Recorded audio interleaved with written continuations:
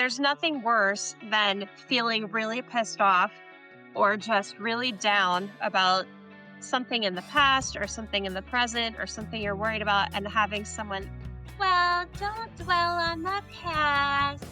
Yeah. That's not going to get you anywhere. Well, you Yeah. have to forgive. It's like, Right.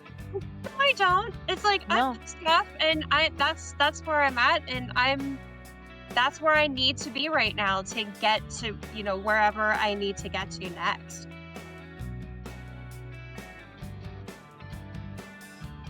What's up, Lane?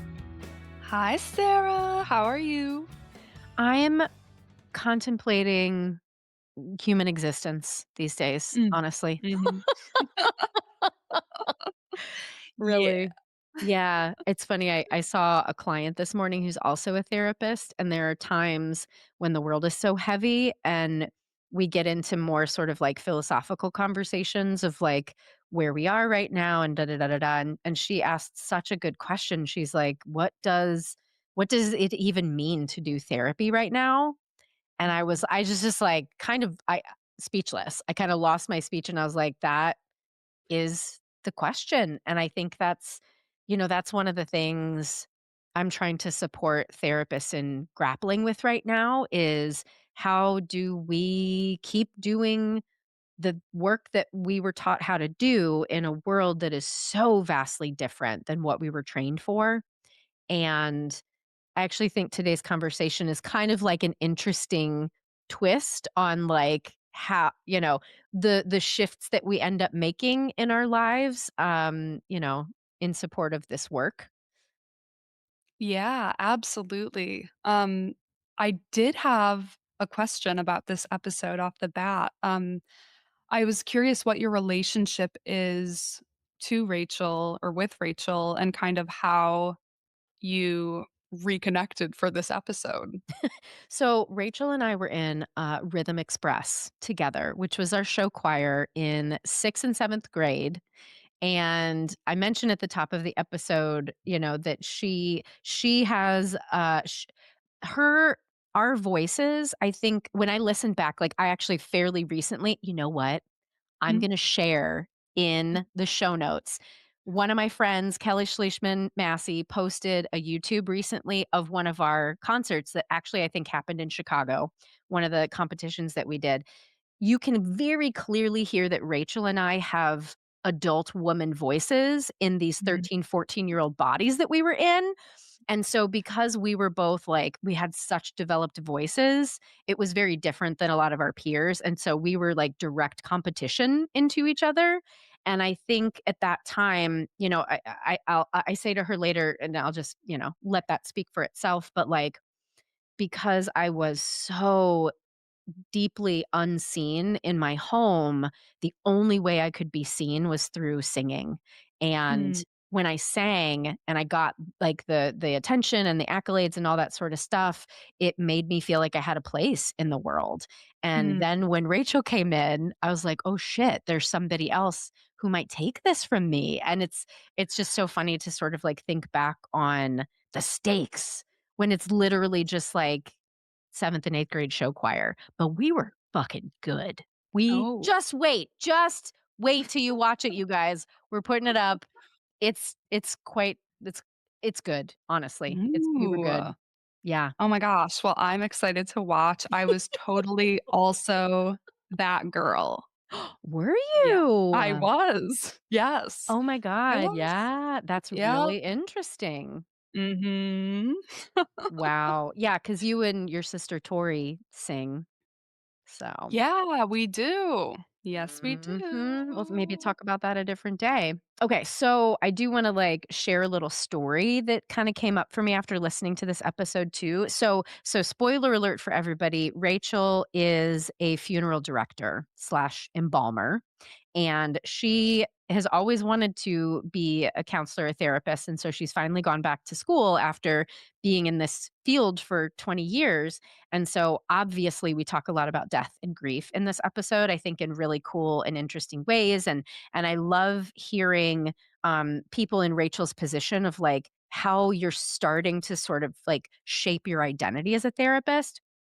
And I was particularly kind of like I was centering myself maybe a little bit more than I wanted to, but in order to share my experiences with grief, because I don't see my experiences with grief represented in a lot of places. And so I wanted to share it with her and also with listeners who may have had similar stuff. So the funny, haha, I don't know, whatever story.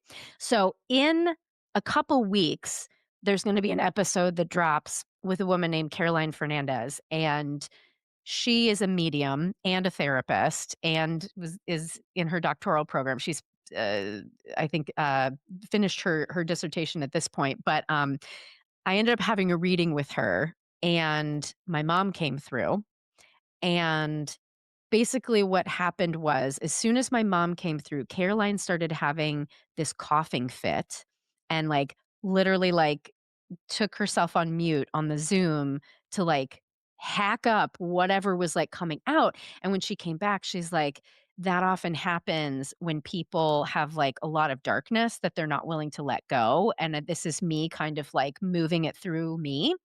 So she has this hacking experience. And then, she's describing my mom as essentially being like, oh, I don't know if she wants to hear from me, which exactly how my mom was at many points in our relationship together.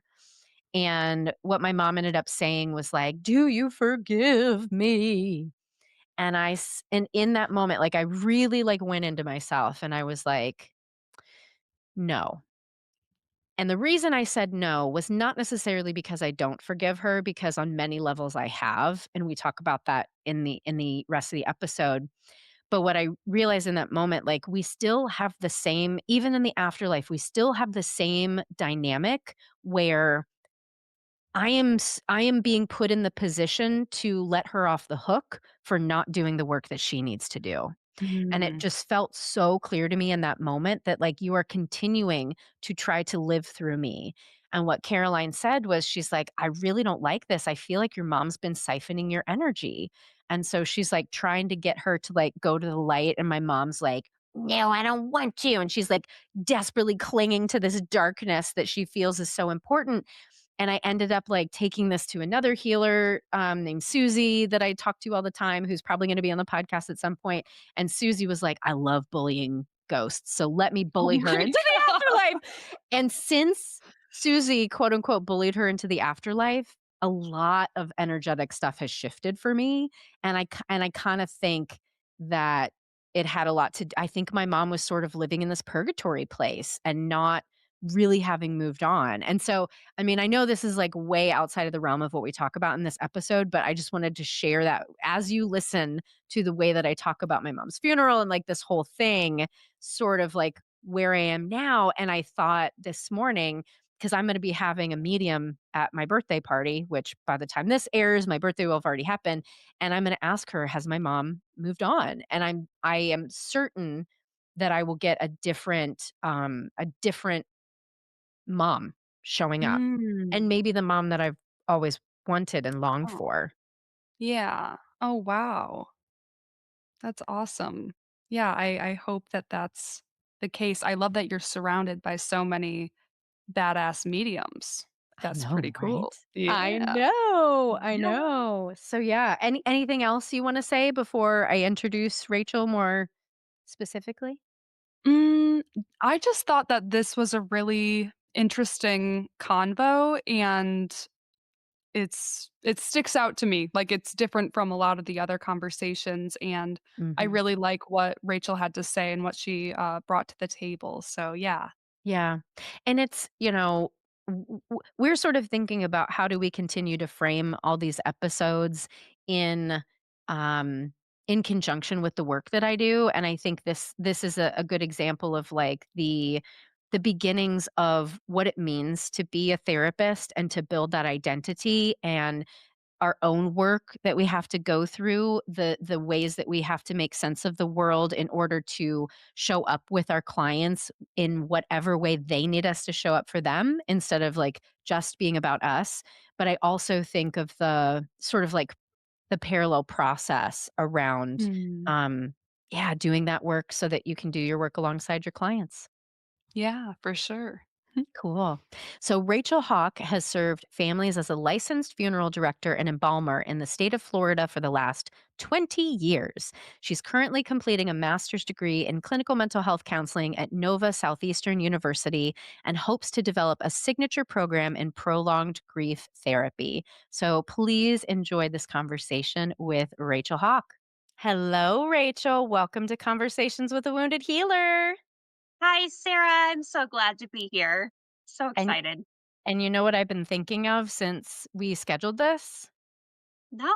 You're either gonna love this and go with me, or you're gonna be like, "Why did you do this?" But I'm gonna do it anyway. Oh, they say some people long ago. Was searching for a little tune, one that they could croon as only they can. Yay! It's been forever. Oh my gosh. I That's so funny. know. I know. I literally was like, "I cannot wait to sing with you again."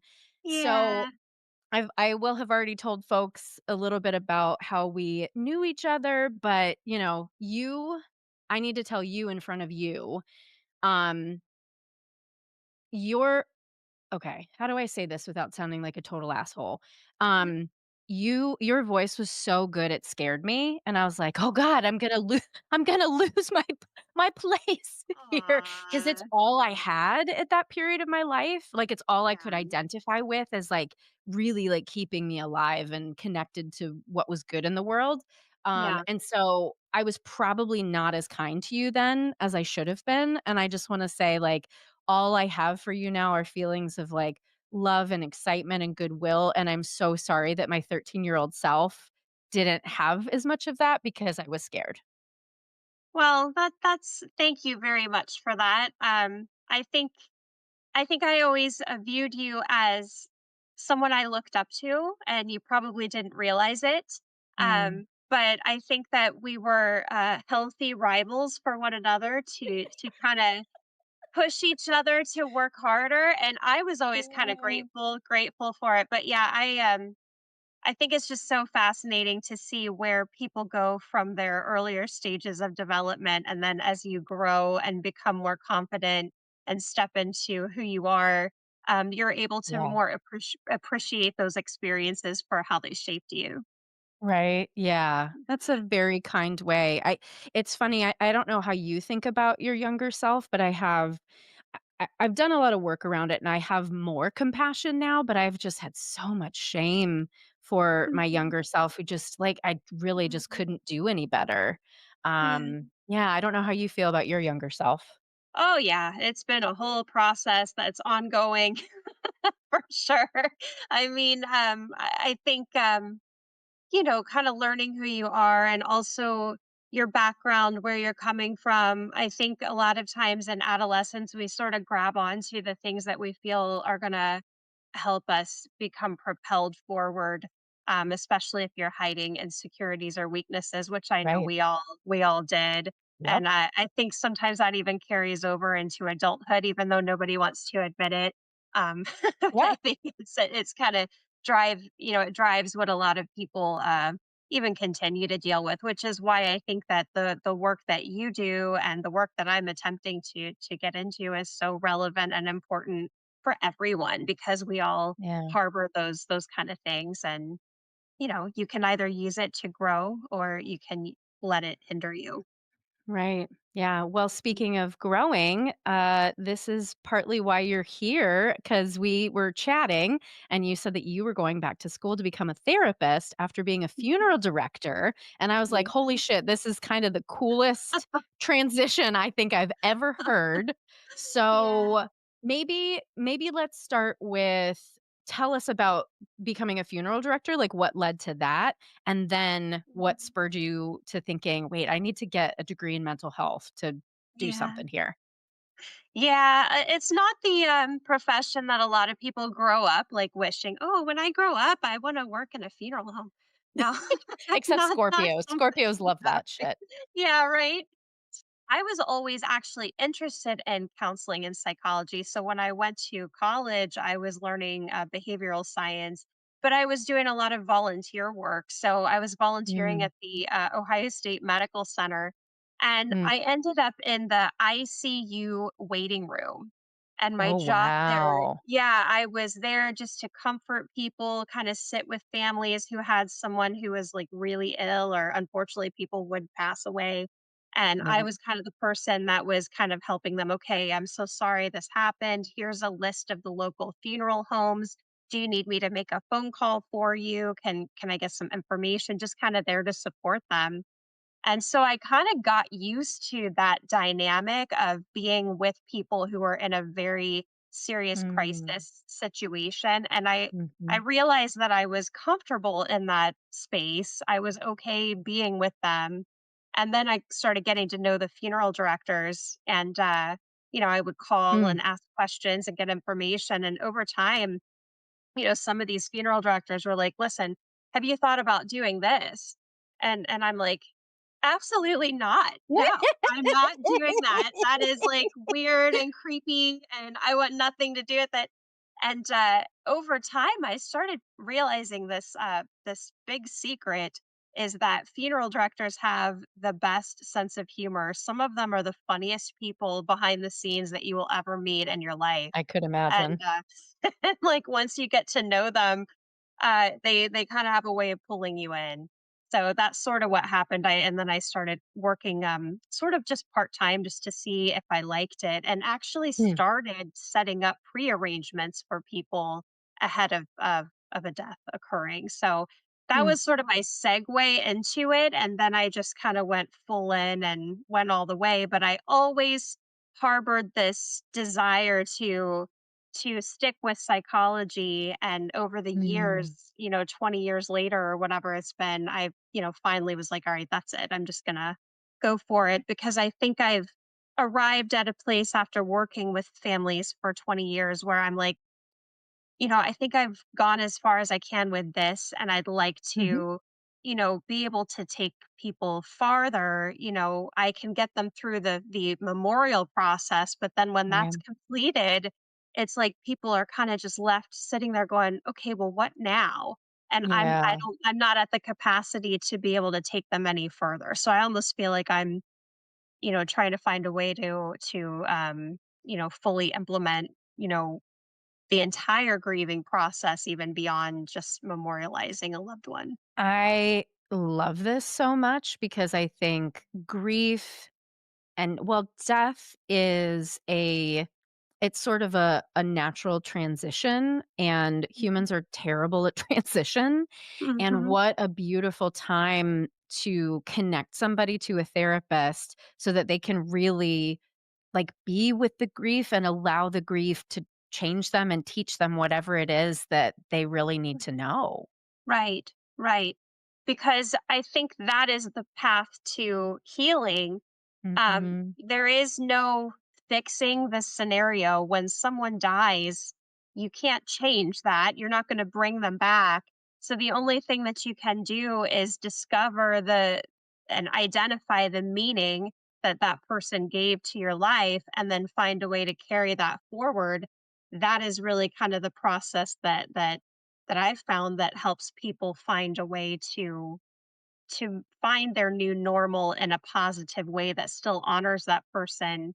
And they realize that in carrying that memory forward with that meaning, that's how they can still continue to incorporate that person into their life. Mhm.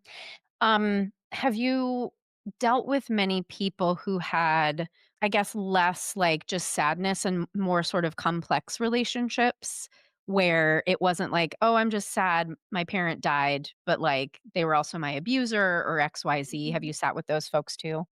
Oh, yes. And that's where I discovered, people look at me really weird when I say this, but there are happy funerals and there are sad funerals. Yeah. And it's kind of an oxymoron, but every funeral is sad in the sense that you've lost a person that was significant in your life. But a happy funeral is when it's been a person who has lived life to the fullest. They've established healthy relationships. They've done everything they wanted to do. And they can literally say that, maybe I made mistakes, but in general, I don't have regrets. And then the sad funeral is when there's unfinished business, there's chaotic relationships, there's abuse or things that there's a lot of regret for, or maybe the person never had any regrets and they're not sorry for what they did, you know. Mhm.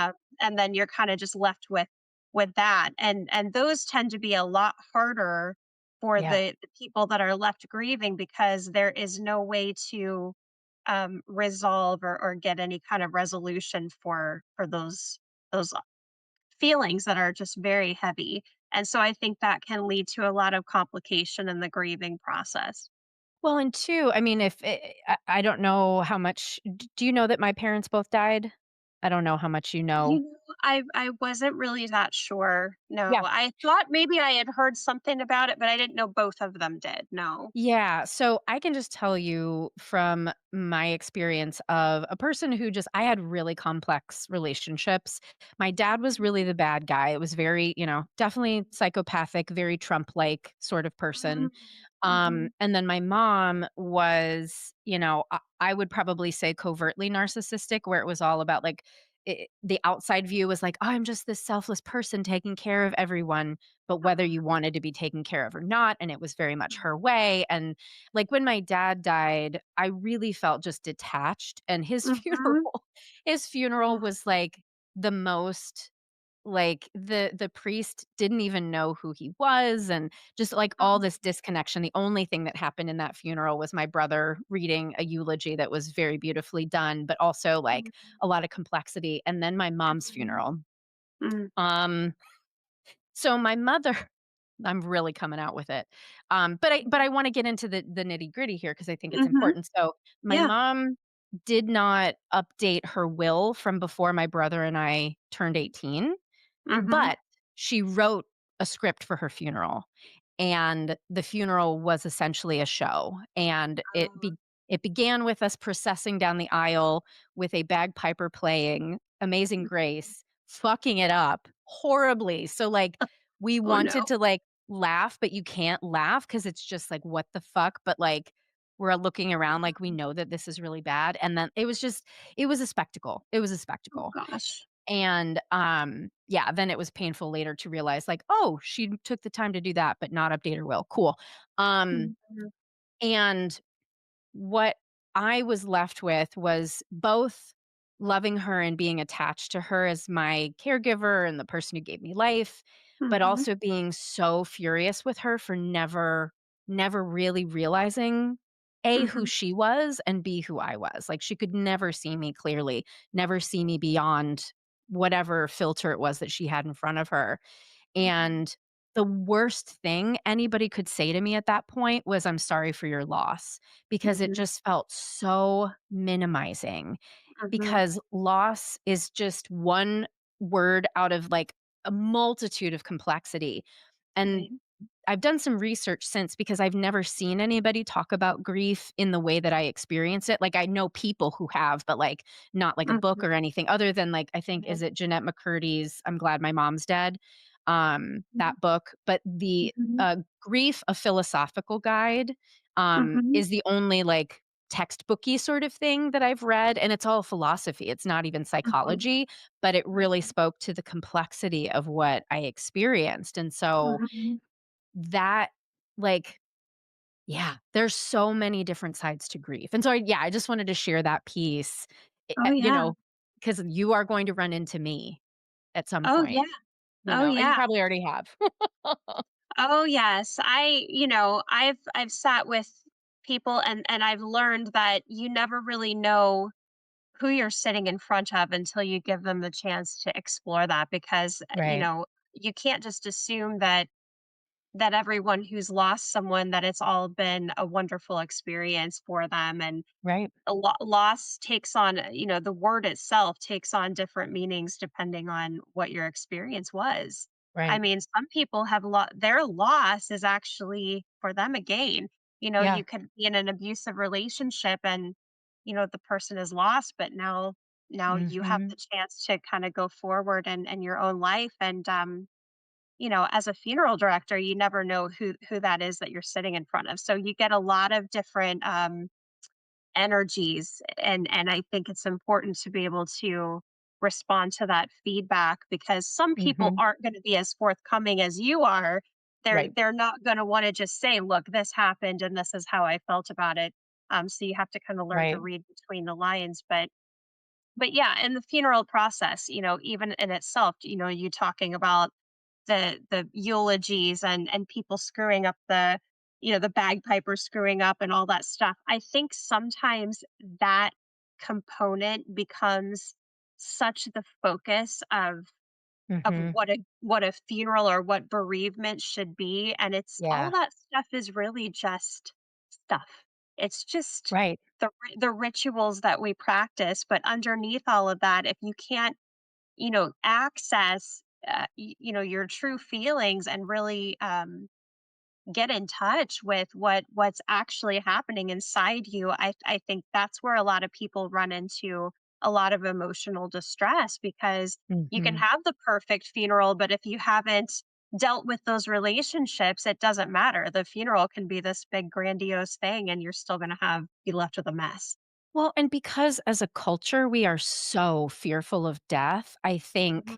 like my usual experience when I tell people my parents have died, I have to pause for their reaction because they're going to have some big reaction based on what their relationship is with death and their own parents. Right. And I think even if you had a perfect funeral where everybody could grieve in the way they needed to grieve, there would be somebody going, "Oh, you did that wrong," or "Aren't you more Mhm. grateful? Like, they did the Mhm. best they could," or, Right. whatever, like, tropes we say because we are too uncomfortable to tolerate what death Mhm. actually means for us. Mhm. Absolutely. I think, people mean well, but nobody really knows what to say when a death occurs. And so people end up saying a lot of the wrong stuff. Mhm. And, sometimes you don't need to say anything. You just need to Right. be present and be silent. Sometimes the silence says more than any words. There are times where Right. I'll just sit with a family and just sit there for a few minutes and just let it rest where it is, Right. and give people that space to just, I don't want to have to respond to you right now. I don't know how I feel Yep. about the fact that my mother died. I don't even want to deal Yep. with this. I just don't make me have to respond, you Right. know? So sometimes it's just being near someone and just listen, this is just, there are no words for this. There's no words for this. I'm just going to be with you. Right. You know? Well, and I'm curious about your experience of reconciling the death experience because I'm guessing as a funeral director, you have to come to some sort of something around how Mhm. you feel about death, how you feel about what happens after death. I would love for you to Mhm. unpack a little bit of that with us. Yeah, absolutely. I mean, I'm not a particularly religious person, but I would consider myself a spiritual person. am required to be very familiarized with everyone's religious customs and religious outlooks. So That's I can, fascinating.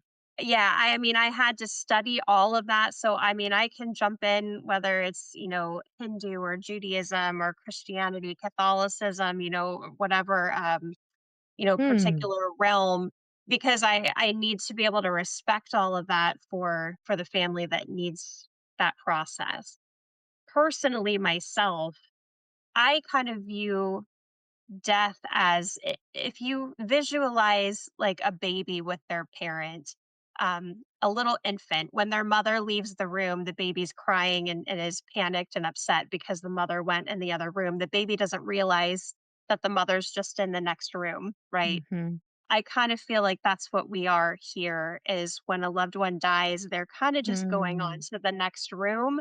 But because we haven't developed the awareness to understand that, we're panicked and we're upset, not realizing that it's kind of a temporary thing. In my personal belief system, I feel that nothing is ever lost. I think that everything does come together in the universe, but I think of things more in terms of, the universe and energy and all Yep. of that. So I kind of think you create your own um reality as far as if you're going to have a very negative expectation of what happens after death, I think that you could, invite that to become your reality. So I think that's kind of where we have to um, kind of learn how to get control of our thought processes and the way that we, perceive things, because I Mhm. do think that kind of shapes our reality in life and possibly even in death.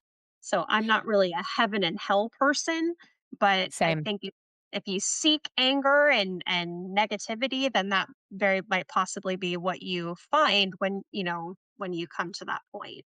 Yeah. Did becoming a funeral director or training for that change the way that you viewed death? It made me realize that this is not a dress rehearsal. What Yeah. we're doing here every day in life is it. And as Yeah. you move through, the processes of your life, there is a finality to it. And I think that a lot of people just try to deny that as they go through Yeah. life. And they're thinking, well, if I make enough money, if I have enough accolades, if I'm successful enough, if I have the right relationship, if I live in the right place, if I do this, if I do that, it's not going to get me. I can outrun the end of my life. Mhm. And I promise you cannot. I know that sounds really kind of like a downer thing Death to and say, taxes. Only but things that are it's, permanent. yeah, and it's really the things that people think are important. It's an experience that every one of us has to come to in our own terms. But I think repeatedly, day after day, having to see people face that and realize, okay, all the stuff that I thought was such a big deal really wasn't. And all these, grudges that I held, it really doesn't make any difference at the end of it. It's just, Right. we're all coming to the same, you know, um, fate. So Yeah. it just makes you wanna do more with the time that you have, and just try to for me personally, it makes me just wanna try to, um, be more aware of how I spend my time and my focus in life. Yeah. I imagine as you were saying this, I was just thinking, because anytime I would tell people that I worked in addiction, they'd be like, "Oh my God, that must be so hard and so sad." I imagine people say that to you too, right? It's so hard and so sad. But what you're saying illustrates the truth of like when Mhm. I see people go into recovery, like they have a new lease on life and they live it to the fullest and they feel really connected. And then I feel really great watching that. And I imagine that's right, what you're talking about too, is just having that reverence or appreciation for the fragility of life. I don't know if that's the right word, but that's what's coming to me Yeah, now.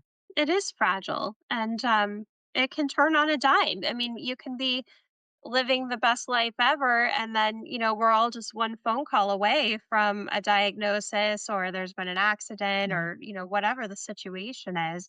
But it's interesting because my husband had actually said this to me when I started studying clinical mental health counseling. And he's like, but this is so, and he's a funeral director too, so I thought it was kind of funny. The funeral director is saying this is really heavy, like I think this is going to be just really heavy and depressing.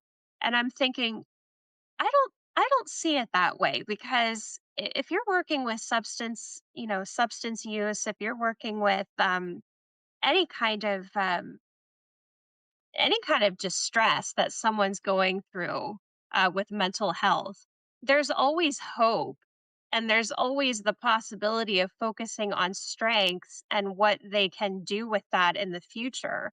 Whereas with death, there you can't change the circumstance of death. Right. Once the death Right. has occurred, that's the way it is. I mean, anything else that's going on with someone, I don't see it as, oh gosh, that's so hard. I see it as, wow, what an opportunity that you can actually help someone, find their own inner strengths and their own identify their own goals in a way that they still have time left on this earth to do what they want to do with it.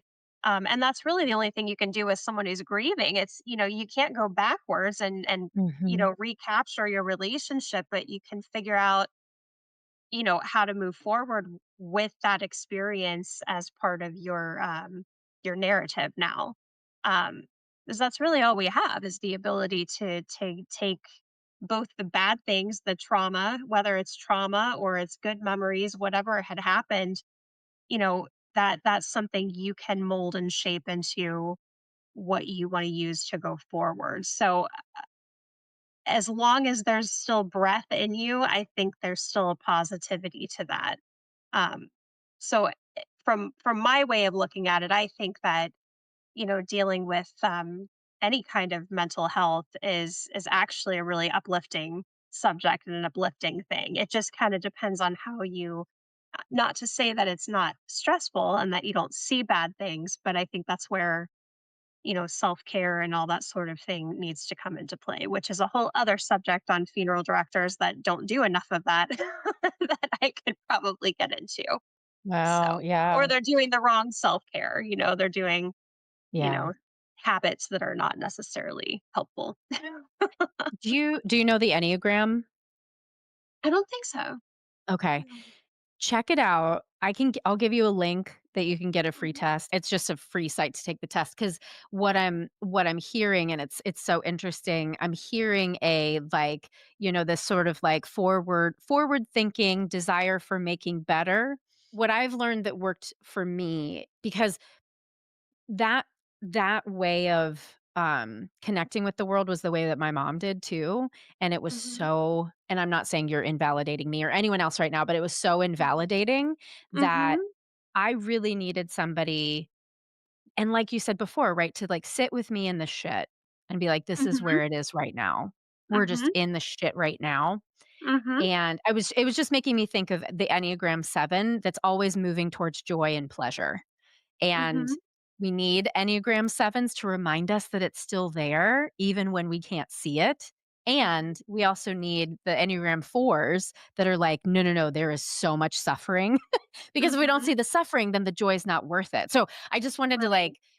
bring out that juxtaposition because it's so Mhm, interesting. And like what I've learned outside of grad school, I'll tell you the truth. Everybody else listening, if you are in school, you are only learning the foundation in oh, the grad program, right? And right. But sometimes yeah. we think, like I've got a lot of students who are like, "Okay, well, when I graduate, I've got it all." It's like this is like just the fucking foundation, and all of the juicy stuff is unfortunately Mhm, behind paywalls in really mhm, expensive training programs. mhm. So Yeah.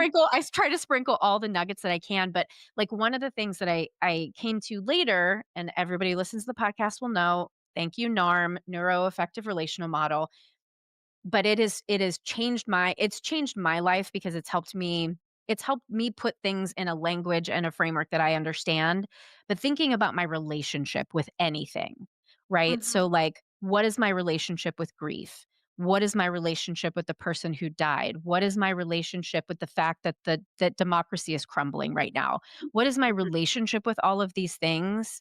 mhm, There's something that, like, it, like, takes it outside of you, mhm, and it's something that you can be with that, and it also almost forces, like, a bigger picture view that mhm. tends to really help people in working through whatever it is that they have to work through, and maybe Yeah. sometimes it's like, my relationship with grief is that I fucking hate it and I wanna punch it in the face. Well, great, Mhm. like, we can do something with that. Yeah. Yeah. That's not you just sitting in sadness and feeling like the world is over, right? Right. Um, so yeah, that's a little nugget that, I feel Mhm, like personally took my work, like, really forward, and mhm. it's helped me help other people too. Oh, yeah. I completely hear what you're saying, and I identify with that a lot.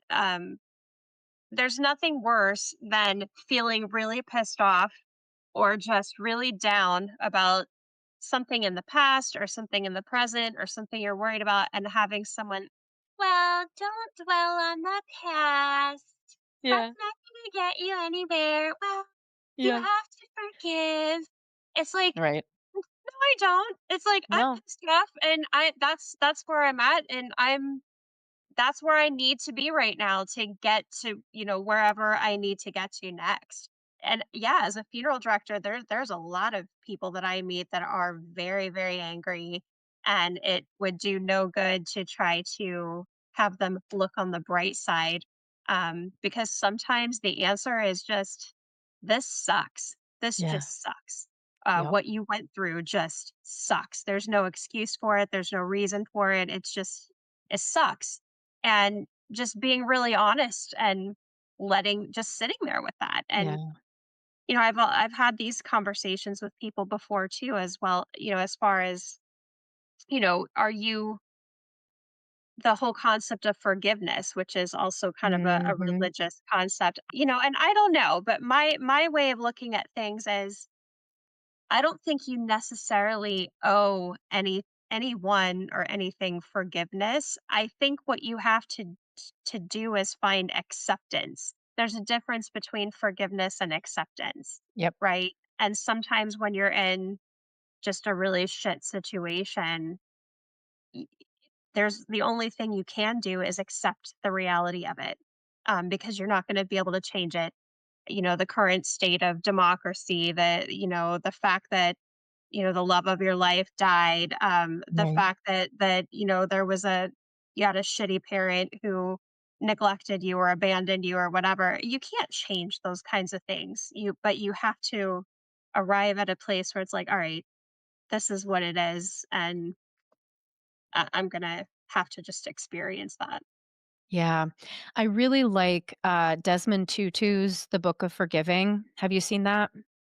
I have not. No. I really, really liked that because I felt like he was doing what you just said, which is essentially, like, honoring whatever pain there was, and ultimately, over time, coming to some level of acceptance for you, not Mhm. necessarily for the other person. And I think that, in some instances, it does give you power to forgive that person, but Mhm. I don't know that we can I don't know that we can even, like, set that as an intention that, like, "Oh, I Mhm. wanna forgive this person," because yeah, the journey from harm to forgiveness is, like, twisty, Mhm. turvy, topsy oops, I'm throwing Mhm. everything around my desk now. Um, what I always want people to find is peace within themselves and Right. reconciliation within themselves.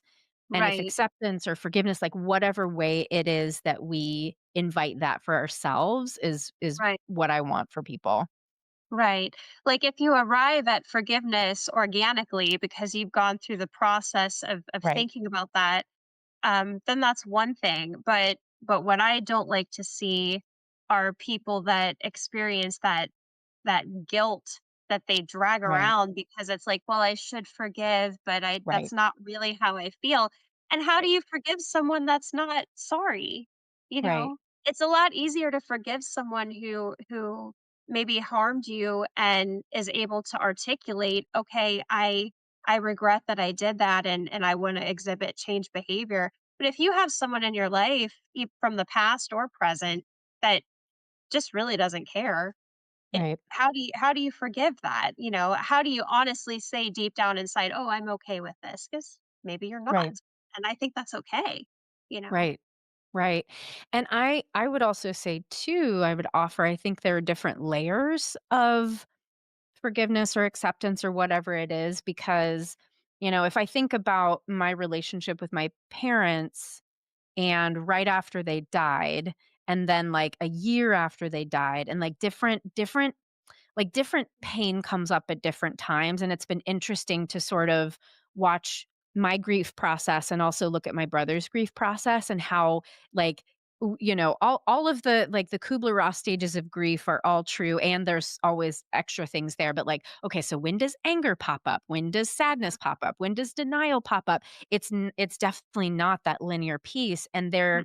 there will always be more. And I think it depends probably on the relationship you had with that person and their impact on your life. Mhm. But that's been my experience of needing to allow myself to get angry again Yeah. about certain things or at certain times because Mhm. it's something that I need for my own healing. Right. And it could even be years later, Yes. and I've heard people freak out about that. They're like, "Oh, this death occurred, 5 years ago, but I'm still getting mad when I," and I'm like, "Listen, it's like a spiral. Yeah. You're gonna, come back Yeah. around to things and revisit things, you know, I wish it were a linear process because it would be a lot easier to be at the start line and the finish line, and when you Mhm. arrive at the finish line, you're done, but that's just not reality, Right. and I think our whole lives are a process of revisiting things that have hurt us, our woundedness, our joyfulness, that's where you have those ups and downs. But I think that our society conditions us to want to be able to put everything in a nice little organized place. And that's not the way our mental health is structured, but Well, we it's not. think it is. Yeah, I mean, I was gonna say a similar thing that like Western capitalistic culture has made us think there's a beginning, a middle, and an end. And like you said, it really is a spiral. It's Mhm, very clear if you study history and you look at nature, mhm, things go in cycles and in circles, mhm, not in straight lines. A straight line mhm, is super hard to find in mhm, nature. So that's but like we have we've been conditioned to forget that, and I mhm, hope that part of whatever it is that we're going through right now, like, on the other side, we get more in mhm, connection with what is natural about being human, and mhm. cycles is one of those things. Yeah. And I do think that we are continually brought back around to the same lessons. Mhm, If we have weaknesses, I fully believe that life will continue to bring you back to those same challenges, just in different capacities over and over. I know in my own life that I've had to revisit, the abandonment issues, different things like that, and mhm, relationship issues that you can eventually, as if you're aware enough to kind of analyze yourself, which I think, you first of all, you have to be willing to do that and have the courage to take a look at that. And not everyone is ready to do that. But I think if you do get to the place where you're like, okay, I'm willing to look at where I continuously screw things up, and eventually you realize that you keep coming back to the same bullshit over and over and over again in life. And hopefully each time you come back around to it, you get better at confronting it and facing it and dealing with it. But I kind of feel like, as I was speaking earlier about when we cross over, you know, whatever we carry within us, I think we create our own heaven or hell in our own minds and our own spirits. Because if you continuously, hang on to, anger and negativity and hatefulness and things like that, I think that it eventually becomes your reality. So I think life gives us opportunities to, I think this whole entire process of life is kind of a schooling, for your mhm, spirit. And I think as you, continuously come across these lessons, it's an opportunity for you to learn how to handle it a different way. Um, and some of the most unhappy people that I've seen are the people that just they don't recognize that for what it is. They don't recognize the mhm, opportunity to learn. And so I don't think it's so much a uh, let's kind of perpetually be on the bright side. I think it's more of mhm, a, if you don't figure out how to, deal with these challenges that keep confronting you, mhm. eventually it's going to just become your own self-orchestrated, reality. Mhm. Yeah, and I know you're talking about that from a spiritual standpoint, which I totally agree with. And I've been going down YouTube rabbit holes on consciousness recently, and apparently Mhm, I don't know. I'm trying to find somebody to interview about consciousness so I can like better grasp what I'm hearing, but like uh, there's some sort of intersection between spirituality and science, that science is like trying to prove that what you're saying spiritually is actually true, like s- mhm, it's not psychologically, and I don't even know if it's neurologically, but essentially like that the brain might be doing that, not just mhm. like spirit and life. So Right. I find that Yeah. all so fascinating, and I don't know enough to really say what's true, but I just love the exploration. Oh, yeah, I mean, if you look at, like the concepts of vibrational frequencies and things like that. And if you look at, if oh gosh, there's been I couldn't name the experiment, but they're fascinating experiments where they have like petri dishes where, they'll expose like the bacteria and things like in this petri dish to like angry, chaotic Yeah. sounds Yep. versus like peaceful, Yep. harmonious sounds. And Yep. they formulate these really beautiful like shapes. And it's kind of it makes you realize like there is something to this. When Yeah. people talk about energy, there really is something there. Maybe we Yep. just don't fully understand it scientifically yet, but yeah, we also used to believe that thunderstorms were caused by angry gods in the sky. So I mean, Right. sometimes we just have to wait for the science and education to catch up with Exactly. our reality. Yeah, Yeah. exactly. Well, I'm curious your answer to the question that I ask everyone is how do you relate to the term healer? Well, I think we're all recovering from something. Um, I think life has a way of kicking your ass. And so I think that a lot of people, when they hear the term recovery, they immediately think of substance use because that term is so often used with that.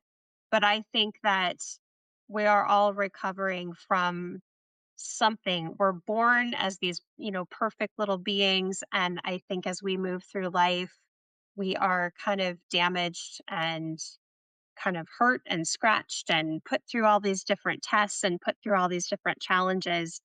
And I think there's the way I look at it is that, we're born with a whole heart, but I think it's chipped away as we go through life. So the concept of being a healer to me is finding a way to kind of bring that whole heart back together again, a whole concept of ourselves. No matter what it is that we're recovering from, if it's you know, relationships, there's so many different things you can be addicted to. You can be addicted to caustic, bad relationships. You can be addicted to, attention, perfectionism, all these different things. And I think healing is something that is a confrontation of any one of those addictions. That's the way I perceive it. Yeah, I really like that actually. Healing being a confrontation of and not just addiction, but like whatever it is that like in Buddhism we would say like you're attached to or like clinging Hmm. to as well. Hmm. Hmm. Yeah, I love that. Well, Yeah. are you a healer? I think I'm working towards it. I'm able to admit that I'm not really there yet. But I'm definitely more aware than I once was in life, and I think I'm accepting. I seek to find people where they are. Whereas maybe earlier in my life, I kind of expected everyone else to see the world the way that I did. So I think the closer I get to be able to meet people where they are, the better capable I might be of being a healer. And I think this is just my theory. Um that the more we see ourselves clearly, the easier it is to see others clearly, Mhm. right? Because Yeah. if I think about that same thing too, like I've been going through a process fairly recently where I'm trying to better understand how other people experience me versus how I experience me. Mhm.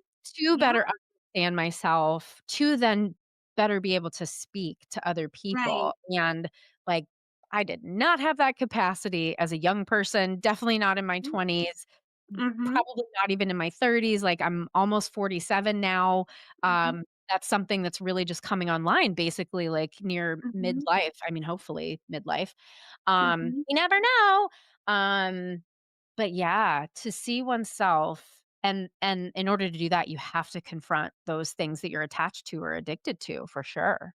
Yeah. Yeah. And I mean, I know for me there was a like an apprehension even to study mental health. It's like, well, how are you going to help someone else if your own head is a mess, and then I thought, well, that's bullshit because, if I'm able to confront myself and work through my own issues, then not only have I got experience then at it, but I can also maybe relate better.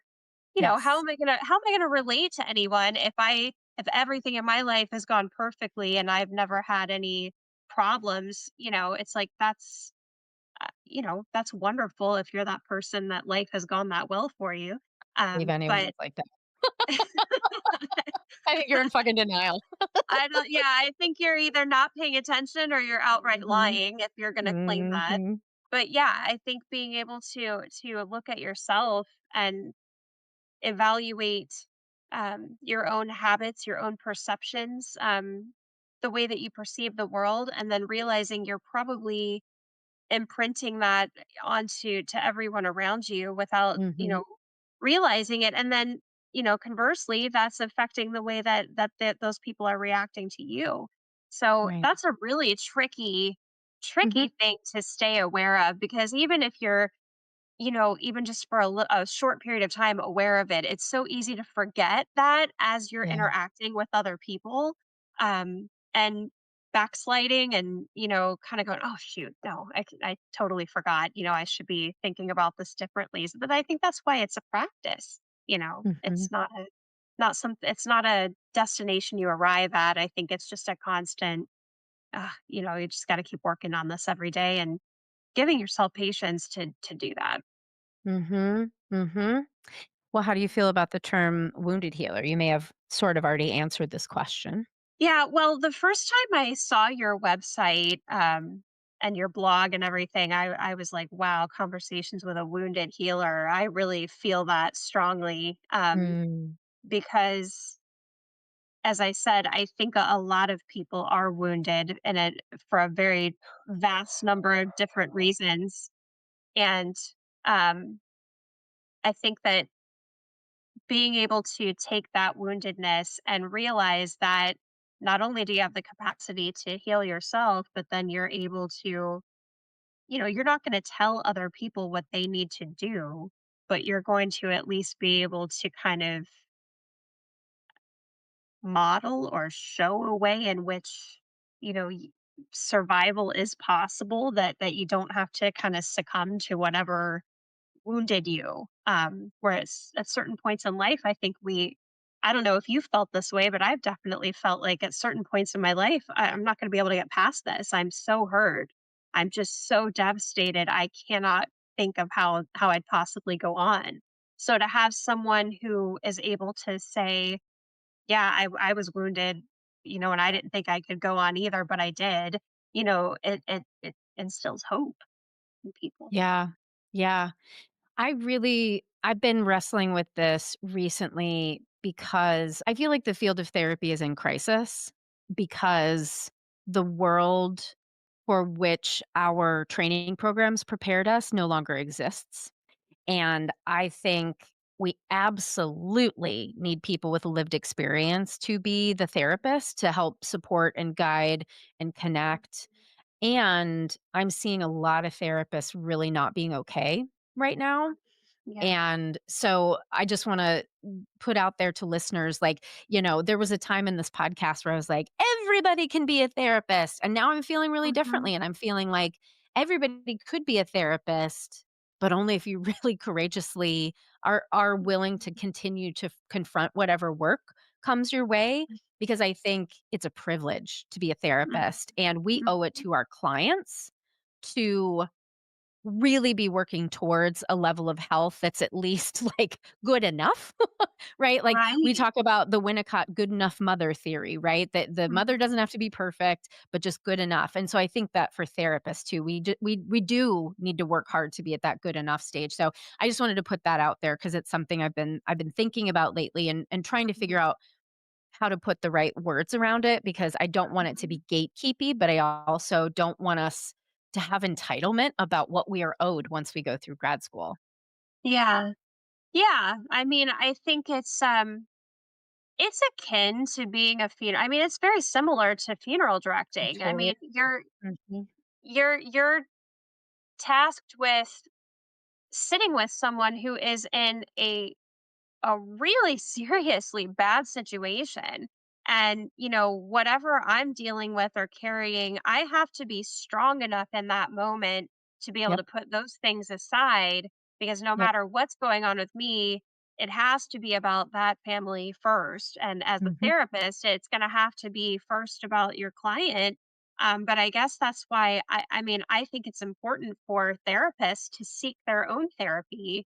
Probably whether they're going through a hard time or not, just on a regular basis to just seek their Yep. own therapy, just to make sure you're kinda getting that clarification and awareness that you need, and I know that with my current work, it can be very exhausting, the compassion fatigue Yeah. and things like that, that where you just literally get to the point where you're like, I just don't have the energy in me for this right now. I just don't. And that's a dangerous place to get to if Yeah. you're working with people. So preventative measures and things are helpful for that. I'm sorry, my dogs are losing their mind right now. Can you hear them? That's okay. I have my own puppy here and he could very easily do the same thing.